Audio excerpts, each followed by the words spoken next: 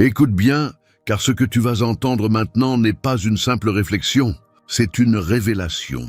Les véritables élus de Dieu portent en eux un feu invisible, une force intérieure qui ne se laisse jamais tromper.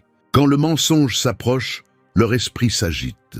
Quand l'injustice s'élève, leur âme se révolte. Quand l'ombre tente de les séduire, leur cœur s'enflamme d'une lumière plus forte encore. Tu le sais, toi aussi tu l'as déjà ressenti. Cette sensibilité que tu portes n'est pas une faiblesse.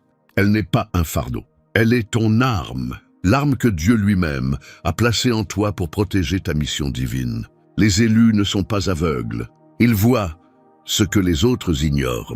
Ils perçoivent les vibrations cachées, les intentions masquées, les énergies qui veulent détourner leur chemin. Et parce qu'ils voient, ils ne tolèrent pas. Ils refusent d'ouvrir la porte à ce qui corrompt. Ce n'est pas de l'orgueil, ce n'est pas de la dureté, c'est une protection céleste. C'est le sceau invisible qui garde ton âme intacte. Dans cette vidéo, je vais te dévoiler 5 attitudes que les véritables élus de Dieu ne tolèrent jamais. 5 signes qui révèlent non seulement qui tu es, mais aussi pourquoi tu es redouté dans le monde spirituel. Reste avec moi jusqu'au bout, car la dernière révélation sera comme une épée qui transperce toute confusion. Mais avant d'aller plus loin, fais un geste qui a du poids dans l'invisible. Mets un like à cette vidéo, abonne-toi si ce n'est pas encore fait et écris en commentaire le chiffre 99. Pourquoi 99? Parce que c'est le chiffre de l'accomplissement spirituel, le rappel que Dieu ne laisse rien inachevé dans la vie de ses élus.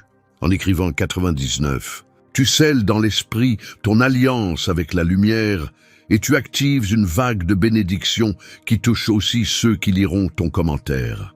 1. La fausseté et l'hypocrisie. L'élu marche dans un chemin où chaque pas doit résonner avec la vérité. Ce n'est pas une option, c'est une loi spirituelle gravée dans son âme.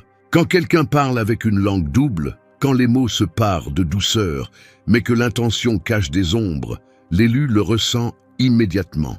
Avant même que la phrase se termine, avant même que le sourire se fige, quelque chose en lui s'élève comme une alarme silencieuse. Ses entrailles spirituelles lui disent « Attention, cette voix ne résonne pas avec la lumière ». L'élu n'a pas besoin de preuves visibles pour discerner l'hypocrisie, car son esprit a été affûté par Dieu pour reconnaître ce qui corrompt.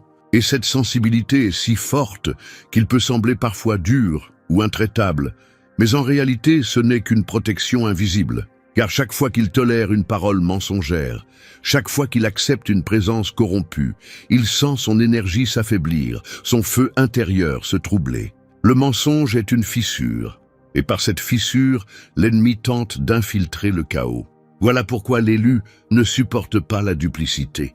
Il ne la supporte pas parce qu'elle brise l'harmonie divine qui l'entoure, parce qu'elle bloque le flux de bénédictions que Dieu veut faire couler. L'hypocrisie n'est pas seulement un défaut social, c'est un poison spirituel. Elle habille le mal avec des vêtements d'innocence. Elle camoufle l'ombre sous des gestes d'amitié. Mais les élus, eux, voient à travers le voile. Ils reconnaissent le masque et ce regard perce les illusions les plus subtiles.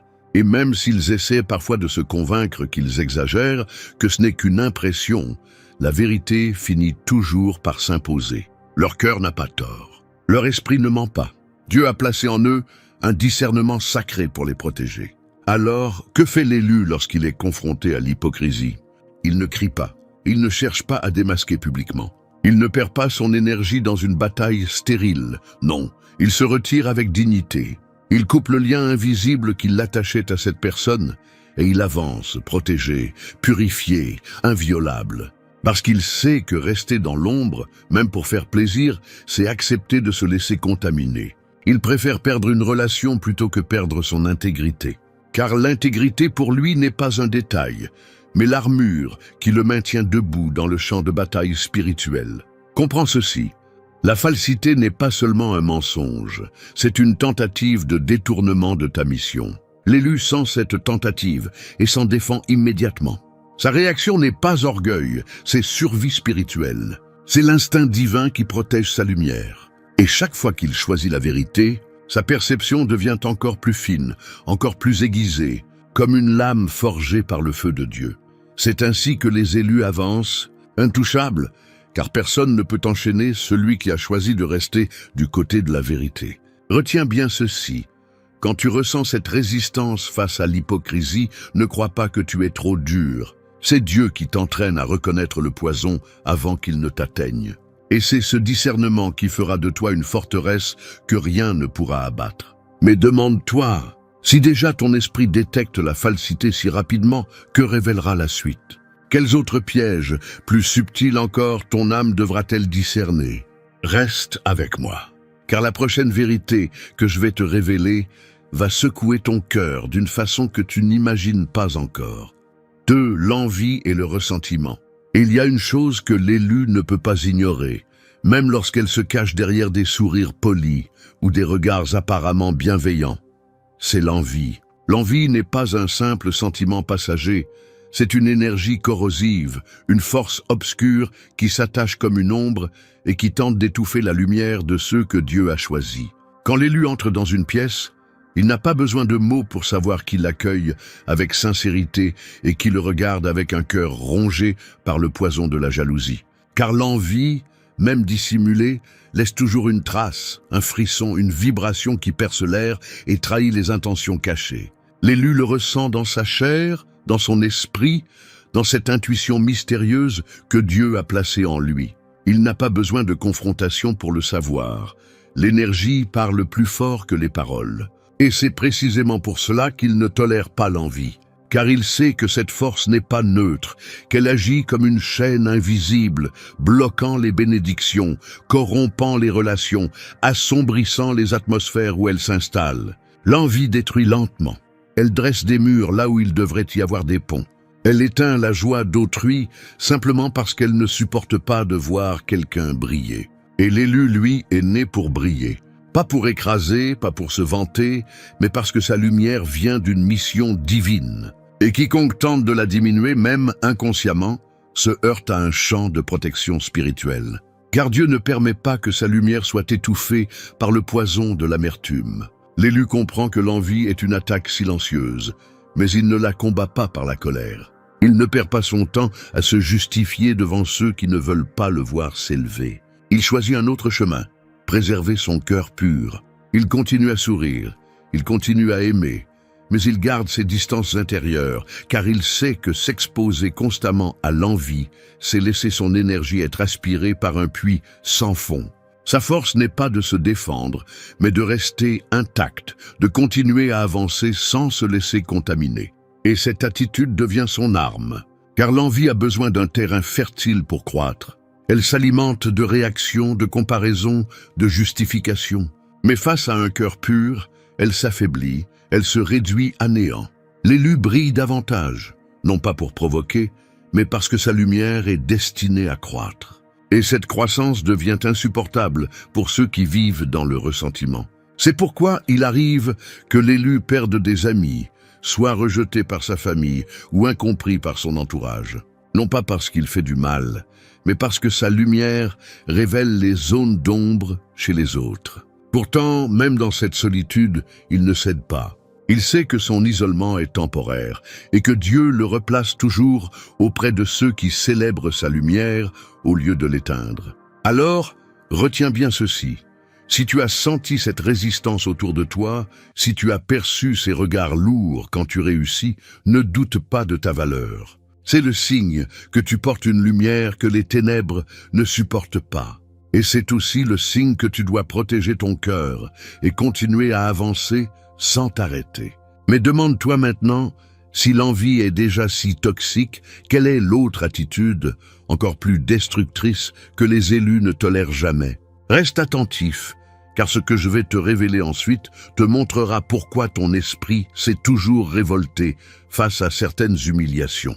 3. Le mépris et l'humiliation. Il existe une frontière invisible que les véritables élus portent dans leur âme, une frontière que personne n'a le droit de franchir. Cette frontière s'appelle la dignité. Elle n'est pas le fruit de l'orgueil humain, mais le sceau de Dieu sur leur identité. Quand quelqu'un tente de rabaisser un élu, de le mépriser ou de l'humilier, ce n'est pas seulement une attaque contre une personne. C'est une attaque contre le plan divin inscrit en lui. Et aussitôt un instinct sacré se réveille. C'est comme une voix intérieure qui crie « Ne permets pas cela ». Cette voix n'est pas la voix de l'ego, mais celle de l'esprit, et elle agit comme une barrière infranchissable qui protège l'âme de l'élu contre les chaînes invisibles du mépris. Car l'humiliation n'est pas anodine. Elle cherche à écraser la lumière, à semer le doute, à réduire une destinée grandiose à une poussière insignifiante. Et l'élu, lui, ne peut tolérer cela. Quand on l'humilie, il sent son être tout entier se lever comme une forteresse. Pas pour se venger, pas pour se glorifier, mais parce qu'il sait que chaque mot de mépris est une tentative de détourner sa mission, de lui faire croire qu'il est moins que ce que Dieu a proclamé. Alors l'élu se redresse. Il peut rester silencieux, mais ce silence n'est pas soumission, c'est un refus intérieur. Une révolte calme mais implacable. Il se tient debout, même si le monde entier voudrait le voir à genoux. Car il sait que se laisser écraser, c'est trahir le don que Dieu a placé en lui. L'élu comprend que ceux qui méprisent cherchent souvent à masquer leur propre faiblesse, à projeter leur propre insécurité. Mais il ne leur donne pas ce pouvoir. Il ne leur offre pas le droit de définir sa valeur. Sa valeur est fixée par le ciel, gravée dans l'éternité, et aucune humiliation terrestre ne peut l'effacer. Ce qui semble pour d'autres une blessure mortelle devient pour lui une révélation, celle que sa lumière dérange, que sa dignité dérange, que son simple fait d'exister avec intégrité est insupportable pour certains. Et plutôt que de se plier, il se renforce. Car chaque tentative de rabaissement devient une épreuve de feu, et ce feu le purifie, le solidifie, le transforme en un diamant que rien ne peut briser. Le mépris, l'humiliation, l'injustice. L'élu les ressent comme des coups, mais au lieu de tomber, il s'élève. Plus haut, plus solide, plus intouchable. Et c'est dans cette élévation qu'il révèle au monde que la dignité n'est pas un luxe, mais une arme spirituelle, une muraille que l'ennemi ne peut franchir. Alors retiens ceci, si tu as déjà senti cette brûlure dans ton cœur face au mépris, ce n'était pas une faiblesse. C'était Dieu qui allumait en toi le feu de la dignité. C'était le signe que tu es choisi pour marcher au-dessus de l'humiliation. Et maintenant, demande-toi, si déjà l'humiliation ne peut t'écraser, que se passera-t-il lorsque la trahison tentera de briser tes liens les plus sacrés? Reste ici, car ce que tu vas entendre ensuite dévoilera pourquoi les élus ne permettent jamais à la déloyauté de les accompagner. 4. La trahison et la déloyauté. Parmi toutes les blessures que l'élu peut affronter, il en existe une qui traverse la chair et perce directement l'âme, la trahison. Ce n'est pas une simple déception, ni une dispute entre humains. C'est un choc spirituel. Car quand quelqu'un qui avait ta confiance choisit de tourner le dos, il ne brise pas seulement un lien, il attaque une mission que Dieu lui-même a confiée.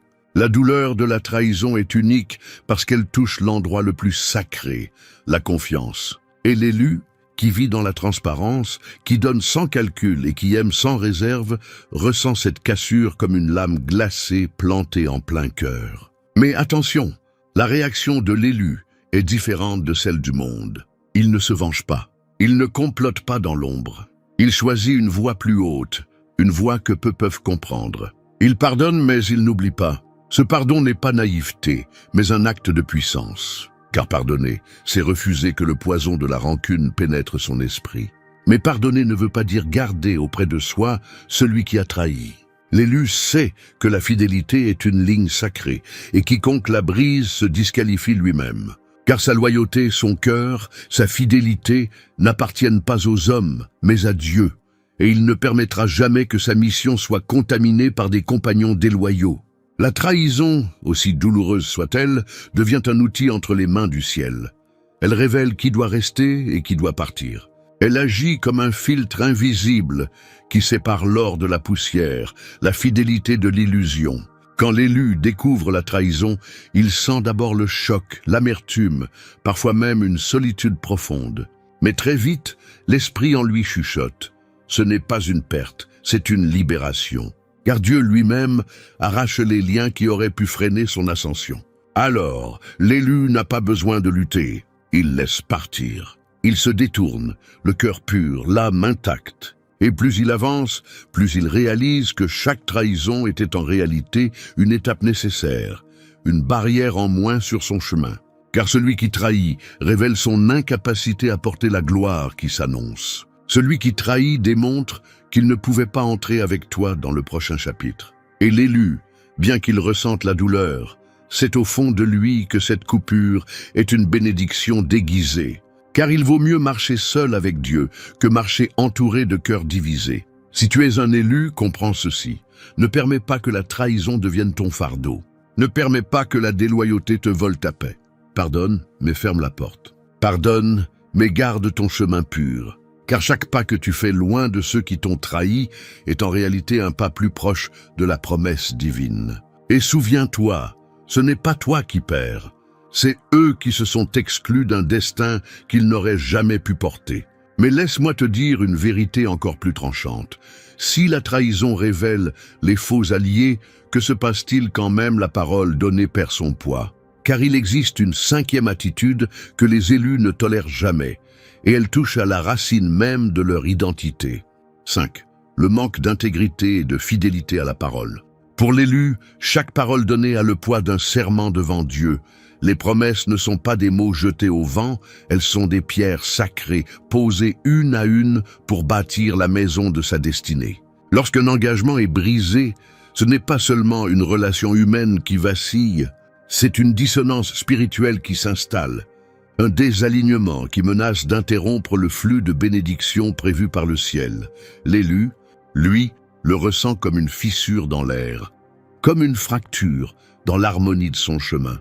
Car l'intégrité n'est pas une vertu parmi d'autres, elle est la colonne invisible qui soutient sa mission. Sans elle, la lumière perd sa force, la foi perd son élan et la route devient instable. Voilà pourquoi il ne tolère jamais le manque de fidélité à la parole. Il sait que celui qui brise ses promesses trahit non seulement un homme, mais aussi l'ordre sacré que Dieu a établi. Et l'élu ne peut pas se permettre de s'appuyer sur des fondations fragiles.